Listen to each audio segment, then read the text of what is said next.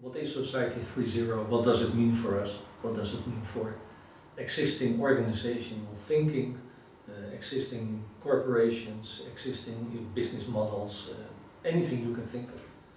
Because the key thing is we are not so much into a crisis, but we are experiencing the end of an era. So we're moving from the industrial era, I should say, to the to Society 3.0, something completely new. So we have to reinvent ourselves. And we are in the middle of that process. So having a proper context and having a clear vision of what the future may look like is going to be very important if you want to survive as any organization. So that's what my presentation is about, and I will show people some examples of what is already here and what is definitely disruptive, and showing people that we never go back to where we came from.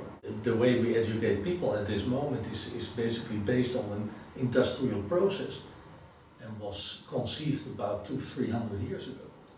So you can say it's definitely at the end of its life cycle, and we have to reinvent something new. How do you transfer knowledge? And we're used to do that from one location called school, and people were attending courses or classes or would attend for a couple of years. But what you will see now in future, that you really have lifetime learning, and people want to have access to knowledge the moment they need it. So do you need schools for that or not? That's the first question we have to ask ourselves. Because if people want to have knowledge, look at the internet. Why do you need a school?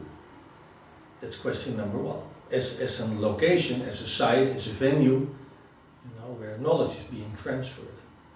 So what does it mean for the educational system as such then, if we don't need schools? Where does it take place then?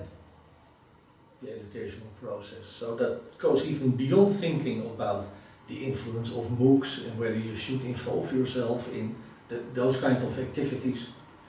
That's just what Germans call Kinderspiel, and it's really going to have a completely disruptive development. But again, education is not by itself.